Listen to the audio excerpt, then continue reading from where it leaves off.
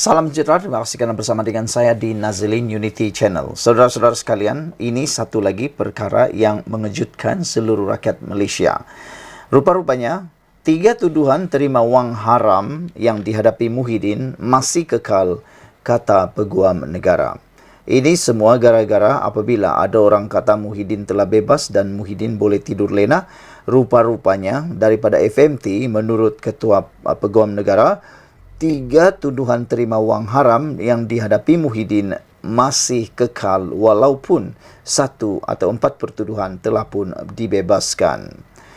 3 lagi pertuduhan yang dihadapi bekas Perdana Menteri Muhyiddin Yassin di bawah Seksyen 4 dalam kurungan 1 Akta Pencegahan Pengubahan Wang Haram, Pencegahan Pembiayaan Keganasan dan Hasil daripada Aktiviti Haram 2001 masih kekal, kata Peguam Negara Idrus Harun.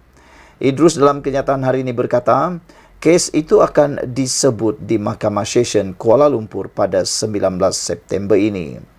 Bagi pertuduhan di bawah Amla Futwa, Presiden Bersatu itu berdepan 2 pertuduhan menerima wang hasil daripada aktiviti haram berjumlah RM195 juta daripada Bukhari Equity Sdn Bhd yang dimasukkan ke dalam akaun CIMB Bank milik Bersatu. Beliau didakwa melakukan perbuatan itu di CIMB Bank Cawangan Menara Kuala Lumpur, Jalan Stesen Sentral di sini antara 25 Februari 2021 dan 16 Julai 2021 serta 8 Februari dan 8 Julai 2022. Ahli Parlimen Pagoh itu juga didakwa di Mahkamah Session Shah Alam pada 13 Mac lepas atas satu lagi pertuduhan menerima wang hasil aktiviti haram berjumlah RM5 juta dan kes itu dipindahkan ke Mahkamah Session di sini untuk dibicarakan bersama. Sementara itu, Idrus berkata Jabatan Peguam Negara AJC telah memfailkan notis rayuan berhubung keputusan Mahkamah Tinggi di sini yang melepas dan membebaskan Muhyiddin daripada 4 pertuduhan menggunakan kedudukannya untuk suapan berjumlah RM232.5 juta bagi Parti Bersatu berkaitan projek Jana Wibawa. Pihak pendakwaan juga ingin menjelaskan bahawa permohonan yang diputuskan oleh mahkamah sebentar tadi hanyalah berkenan dengan 4 pertuduhan bagi kesalahan di bawah Seksyen 23 Akta Suruhanjaya Pencegahan Rasuah SPRM, katanya.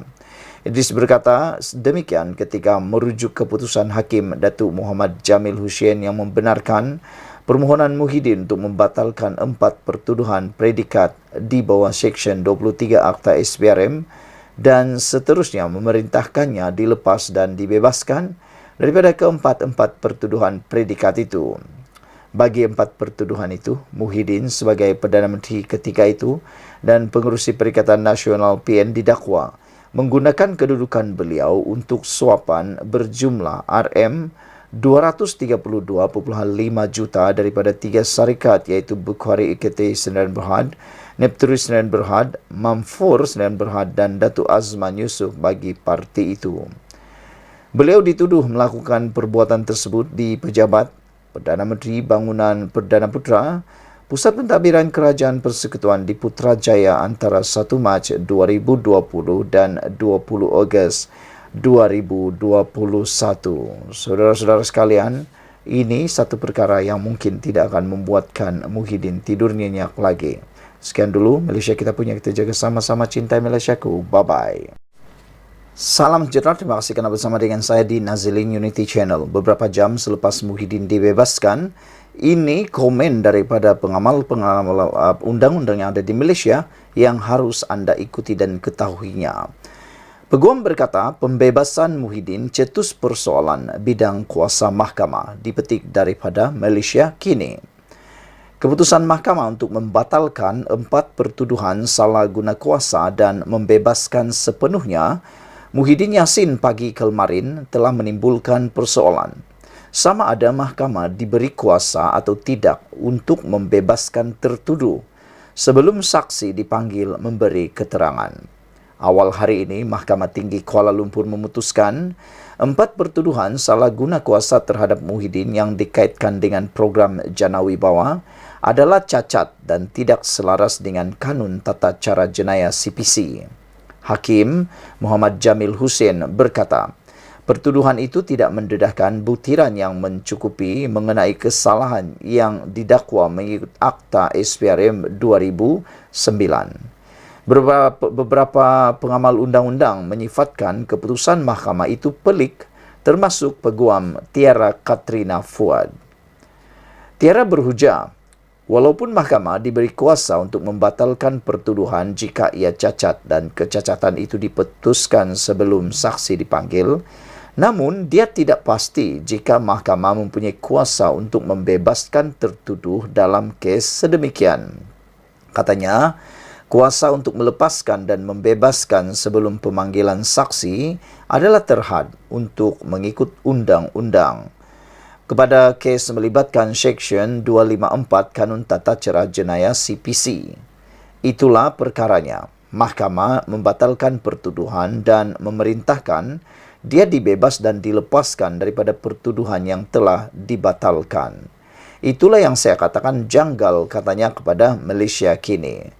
Tiara juga berkata, belum ada duluan kes untuk menyatakan bahawa mahkamah boleh memberikan sama ada pelepasan tanpa dibebaskan daripada pertuduhan DNNA atau dilepaskan dan dibebaskan daripada pertuduhan DAA. Saudara-saudara sekalian, ini adalah satu perkara yang memang menarik perhatian kita semua apabila peguam sendiri mengatakan ianya sesuatu perkara yang amat janggal. Untuk itu, dalam kes DNAA, tertuduh masih boleh didakwa atas kesalahan yang sama kemudian. Sedangkan ini tidak mungkin untuk DAA, kata Tiara lagi. Seksyen 254 CPC seperti yang disebutkan menyatakan bahawa pendakwa raya boleh menolak untuk mendakwa lebih lanjut pada mana-mana peringkat. Bagaimanapun, Peguam Jenayah Har Sahan Zamani mempunyai pendapat berbeza kerana dia yakin kuasa untuk membatalkan dan membebaskan tertuduh merupakan sebahagian daripada bidang kuasa mahkamah sedia ada. Saudara-saudara sekalian, beberapa peguam lain yang dihubungi Malaysia Kini enggan mengulas mengenai kes ini kerana penghakiman bertulis penuh belum dikeluarkan dan oleh itu mereka tidak mempunyai butiran keseluruhan mengenai alasan penghakiman. Muhyiddin masih menghadapi 3 pertuduhan penggubahan wang haram yang dikaitkan dengan program Jana Wibawa. Sementara itu, Peguam Negara Idrus Harun berkata, pihak dakwaan telah memohon ke Mahkamah Rayuan untuk membatalkan keputusan Mahkamah Tinggi hari ini yang membebaskan Muhyiddin atas 4 pertuduhan salah guna kuasa. Sekian dulu untuk kali ini. Jangan lupa tinggalkan komen anda, tekan butang subscribe. Kita jumpa lagi. Bye-bye. Salam sejahtera. Terima kasih kerana bersama dengan saya di Nazilin Unity Channel. Beberapa jam selepas Muhyiddin Yassin dilepaskan daripada pertuduhan menerima rasuah ataupun menggunakan kuasa untuk menerima rasuah, akhirnya ini rupa-rupanya yang berlaku. Muhyiddin bebas tuduhan rasuah. Bukti kerajaan tidak campur tangan urusan mahkamah. Rupa-rupanya di sebalik pembebasan Muhyiddin itu, ini cerita terbaik untuk Anwar Ibrahim. Keputusan Mahkamah Tinggi yang melepas dan membebaskan Presiden Bersatu Tan Sri Muhyiddin Yassin atas 4 tuduhan rasuah membuktikan kerajaan perpaduan tidak pernah mencampuri urusan mahkamah. Ahli Jawatan Kuasa Amanah Nasional Faiz Fazil berkata, keputusan hari ini adalah keputusan kehakiman. Justru, ia tidak sepatutnya dikaitkan dengan motif politik. Kononnya kerajaan menzalimi pemimpin pembangkang. Keputusan hari ini adalah keputusan kehakiman. Oleh itu, tidak betul untuk dikatakan motif politik. Proses kehakiman ini menunjukkan kerajaan perpaduan pimpinan Datuk Seri Anwar Ibrahim telus dan tidak mencampuri kehakiman. Dan oleh itu, tidak wajar juga keputusan hari ini dikaitkan dengan referendum terhadap kerajaan perpaduan. Katanya ketika dihubungi Harapan Daily hari ini. Sebelum ini, beberapa pemimpin Perikatan Nasional PN mendakwa penahanan dan pertuduhan terhadap pemimpin Bersatu menjadi bukti bahawa pendakwaan dikenakan bermotif politik. Mereka juga mendakwa kerajaan menzalimi pembangkang. Namun, Perdana Menteri Anwar Ibrahim pada sidang Dewan Rakyat Mac lalu menegaskan tidak campur atau tidak pernah campur tangan terhadap mana-mana kes mahkamah melibatkan pemimpin atau pimpinan ahli politik termasuk daripada UMNO. Sementara itu, Faiz berkata, Muhyiddin yang juga ahli Parlimen Pagoh itu bukan dibebaskan kerana tiada bukti yang mencukupi. Sebaliknya, ada butir-butir kesalahan tidak dinyatakan dengan jelas dalam pertuduhan. Ia adalah kesilapan teknikal dan ketidakpatuhan prosedur semata-mata. Bagaimanapun katanya, keputusan membebaskan Muhyiddin daripada tuduhan tersebut masih boleh dirayu. Keputusan hari ini kecacatan teknikal prosedur kerana gagal patuhi peruntukan kanun acara jenayah supaya pertuduhan yang mengandungi butir-butir dinyatakan dan bukannya dibebaskan sebab tiada bukti yang mencukupi. Sungguh pun begitu, keputusan hari ini masih boleh dirayu dan sebaiknya kita serah kepada kehakiman untuk menentukan, ujarnya lagi. Terdahulu, Muhyiddin dilepas atas 4 tuduhan menggunakan kedudukannya untuk meminta rasuah berhubung RM 232.5 juta bagi partinya Bersatu. Ini berikutan didakwanya tiada mana-mana satu pun daripada tuduhan terbabit mendedahkan kesalahan mengikut Seksyen 23 dalam kurungan 1 Akta SPRM. Pada 30 Mac lalu, Muhyiddin mengaku tidak bersalah di Mahkamah Seksyen di sini atas 4 pertuduhan, menggunakan kedudukannya untuk suapan berjumlah RM 232.5 juta dan 2 pengubahan wang haram sebanyak RM 195 juta antara tahun 2020 hingga tahun 2022 lalu. Ekoran kes itu, Muhyiddin menjadi Perdana Menteri kedua selepas Datuk Seri Najib Razak dituduh atas pertuduhan mengikut peruntukan Seksyen sama di mahkamah itu. Sekian dulu untuk kali ini. Jangan lupa tinggalkan komen anda, tekan butang subscribe. Dengan keputusan Muhyiddin dilepaskan, ini menunjukkan bahawa kerajaan tidak pernah campur tangan urusan mahkamah. Saudara-saudara, itu adalah bukti dan fakta yang benar. Salam sejahtera. Terima kasih kerana bersama dengan saya di Nazilin Unity Channel. Disangkakan langit sudah menjadi cerah. Disangkakan Muhyiddin sudah boleh gembira selepas kemarin diberitakan bahawa Muhyiddin telah dibebaskan atas beberapa pertuduhan di mahkamah oleh mahkamah. Namun demikian, rupa-rupanya ini yang ramai tak tahu beberapa jam selepas Muhyiddin dilepaskan daripada pertuduhan menerima rasuah di mahkamah, ini pula yang berlaku. Muhyiddin jangan syok sangat, ada 2 lagi kes belum selesai, kata Lokman Adam di dalam komen beliau di Facebook baru-baru ini. Menurut Lokman Adam, Din jangan syok sangat. Hang lepas 4 pertuduhan. Nasib kamu baik sebab Perdana Menteri yang ke-10 tak campur urusan badan kehakiman macam apa yang kamu dan Mahathir lakukan bila ada kuasa, kata Lokman Adam menulis di dalam Twitter beliau. Tapi jangan lupa ada 2 kes belum selesai dan banyak lagi yang belum dituduh pun, termasuk kes menantu kamu, kata Datuk Lokman Adam. So, jangan berkepak sangatlah pada yang tak mengikuti. Muhyiddin ada 6 kes mahkamah. 4 kes salah guna kuasa. Yang ini dia menang di Mahkamah Tinggi. Tapi pendakwa raya boleh buat rayuan. Tapi dia ada 2 kes rasuah, 195 juta. Kes ini masih berjalannya, kata Datuk Lokman Adam. Presiden Bersatu Tan Sri Muhyiddin Yassin masih berdepan 2 lagi pertuduhan di mahkamah yang belum selesai. Pengarah komunikasi UMNO Datuk Lokman Nur Adam mengingatkan agar pengerusi Perikatan Nasional PN itu tidak bergembira terlalu awal biarpun terlepas dari 4 pertuduhan meminta rasuah berjumlah RM 232.5 juta Beliau menyifatkan nasib Muhyiddin baik kerana Perdana Menteri Datuk Seri Anwar Ibrahim tidak mencampuri badan urusan kehakiman seperti yang dilakukan ahli Parlimen Pagoh itu ketika berkuasa dahulu, menurut Lokman Adam. Din, jangan syok sangat. Hang lepas 4 pertuduhan. Nasib kamu baik sebab Perdana Menteri ke-10 tak campur urusan badan kehakiman. Macam apa yang kamu dan Mahathir lakukan bila ada kuasa, kata Lokman Adam. Tapi jangan lupa, ada 2 kes belum selesai dan banyak lagi yang belum dituduh termasuk kes menantu kamu.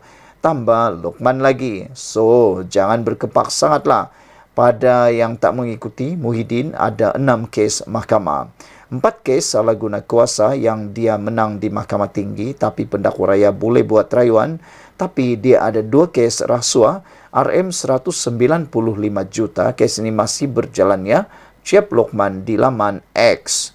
Terdahulu, Mahkamah Tinggi melepas dan membebaskan Muhyiddin atas 4 tuduhan salah guna kuasa dengan menggunakan kedudukannya untuk meminta rasuah berjumlah RM232.5 juta bagi parti itu. Beliau dituduh melakukan perbuatan itu di Pejabat Perdana Menteri Bangunan Perdana Putrajaya di antara 1 Mac 2020 dan 20 Ogos 2021. Muhyiddin mendakwa 4 tuduhan adalah cacat dan tidak sah di sisi undang-undang kerana bercanggah Seksyen 152 Kanun Acara Jenayah. Ini berikutan didakwanya tiada satu pun daripada tuduhan terbabit mendedahkan kesalahan mengikut Seksyen 23 dalam kurungan 1 Akta SPRM. Muhyiddin, 75 tahun ketika menjadi Perdana Menteri ke-8 didakwa menggunakan kedudukan untuk suapan berjumlah RM232.5 juta daripada 3 syarikat iaitu Bukhari Equity Sdn Berhad, Nipturis Sdn Berhad dan Mahfor Sdn Berhad serta Datuk Azman Yusof bagi bersatu. Muhyiddin turut berdepan 2 pertuduhan menerima wang hasil aktiviti haram berjumlah RM195 juta daripada Bukhari Equity yang dimasukkan ke dalam akaun CIMB Bank milik bersatu. Sekian dulu untuk kali ini. Jangan lupa tinggalkan komen anda, tekan butang subscribe. Kita jumpa lagi. Bye-bye. Salam sejahtera, terima kasih kerana bersama dengan saya di Nazilin Unity Channel. Ini satu lagi pendedahan dan juga berita yang menarik selepas PRN selesai.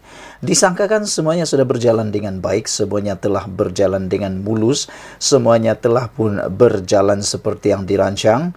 Dan Sanusi sudah angkat sumpah sebagai Menteri Besar Kedah.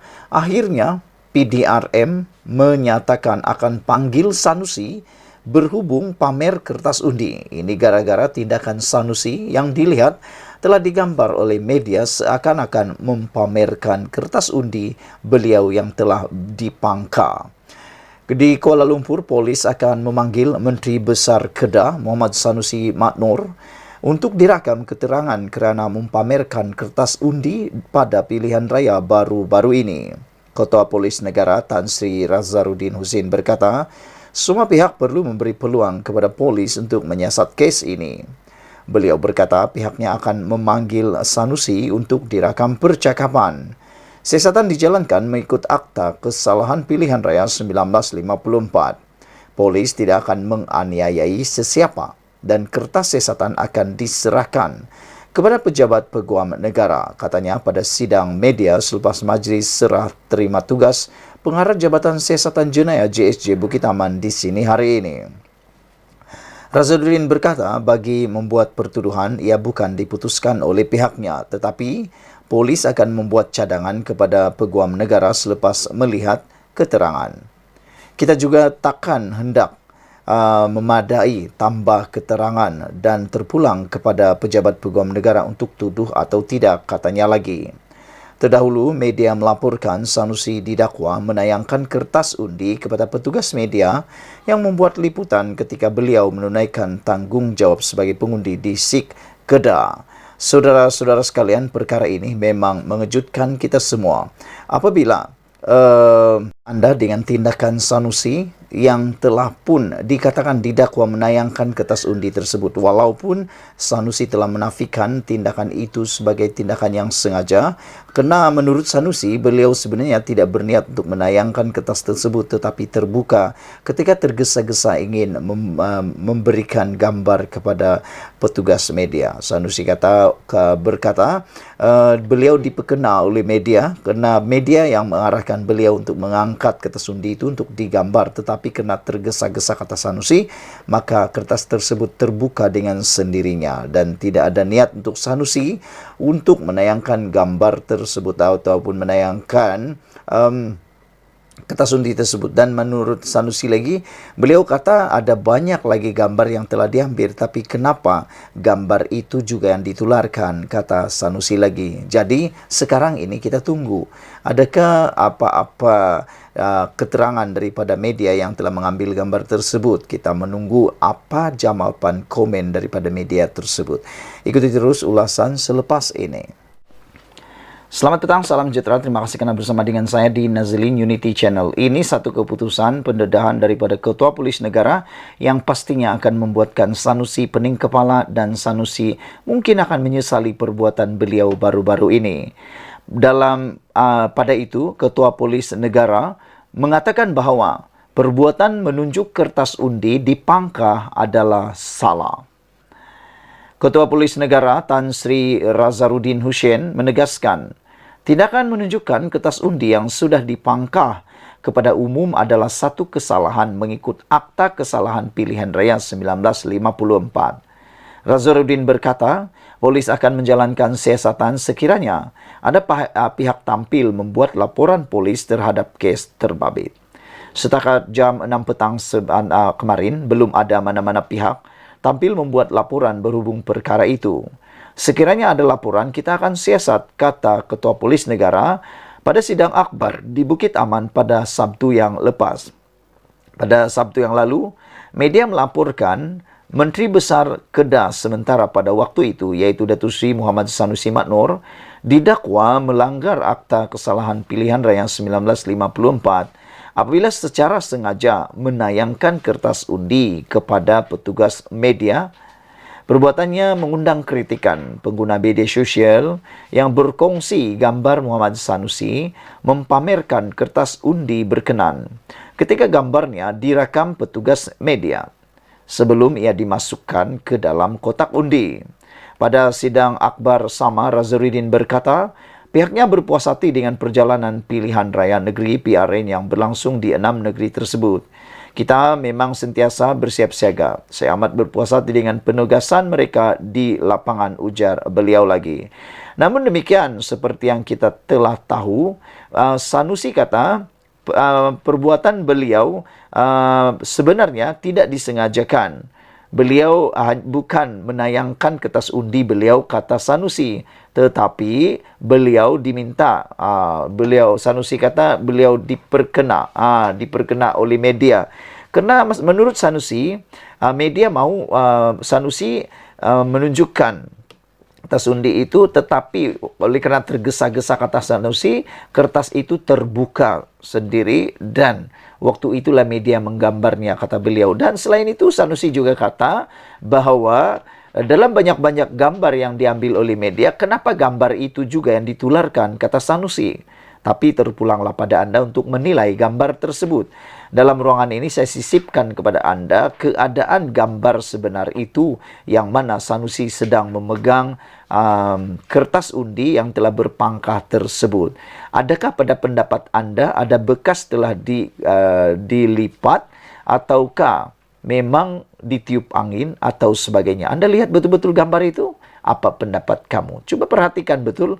Bolehkah ada anginkah atau terbuka secara tidak sengajakah atau sebenarnya apa yang berlaku? Dan Sanusi kata dia dipekena oleh media pula. Kali ini salah angin, salah kelang kabut dan salah media pula. Tak tahulah, saya pun tidak tahu siapa sebenarnya yang salah. Adakah ini akan membuatkan Sanusi akan didakwa pula? Dan ada yang bertanya, kalau betul Sanusi melakukan kesalahan, kesilapan tersebut ataupun didakwa melakukan kesalahan tersebut di bawah kesalahan perkara tersebut, adakah Sanusi akan kehilangan kelayakan sebagai ahli adun, ahli Dewan Undangan Negeri pula? Kerana kalau dia bersalah, akta tersebut menyebut kesalahan itu boleh dipenjara sehingga setahun dan denda sehingga RM3,000 atau kedua-duanya sekali. Kita tunggulah nanti adakah orang yang akan melaporkan dan adakah akan ada siasatan lanjut terhadap Sanusi. Ikuti terus ulasan dalam channel ini. Kita jumpa lagi. Bye-bye.